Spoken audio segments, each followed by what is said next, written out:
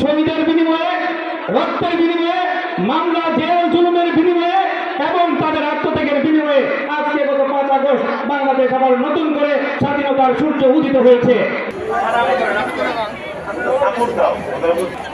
জনাব অধ্যক্ষ সেলিম মিয়া এই 18 বছর দেশকে শাসন করেছে স্বৈরাচার ফ্যাসিস্ট সরকার খুনি হাসিনা। তারা এই দেশকে শাসন করেছে, মানুষ তাদের অধিকার থেকে বঞ্চিত ছিল, মানুষ তার ন্যায্য বিচার থেকে বঞ্চিত ছিল, মানুষকে শোষণ করা হয়েছে, মানুষের বাড়িঘর লুটপাট করা হয়েছে, মানুষের দোকানপাটে হামলা করা হয়েছে, মানুষের পকেট থেকে টাকা হাতিয়ে নেওয়া হয়েছে। খাবার ছিল না, হাহাকার ছিল মানুষের মধ্যে।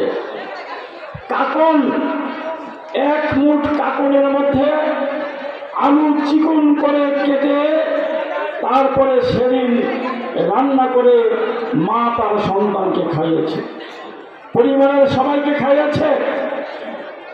গলা দিয়ে ভাত যায় না, কাকুনের চাল তো সবাই খেতে অভ্যস্ত না।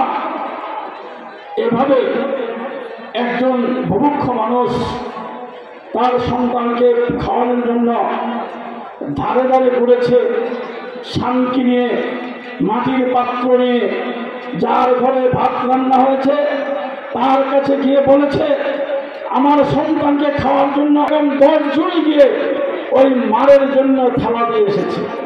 কয়জনকে দিবে তারা? তারাও খুব একটা ভালো ছিল, যার ঘরে রান্না হয়েছে তা কিন্তু না।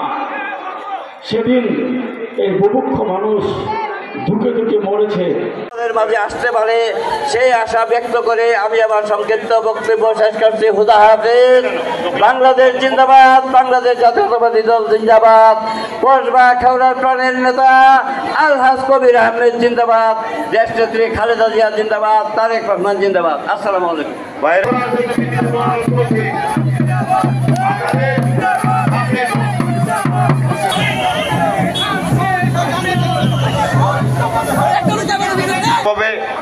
ইতিমধ্যে অনেক কেন্দ্রীয় নেতৃবৃন্দ উপস্থিত হবেন।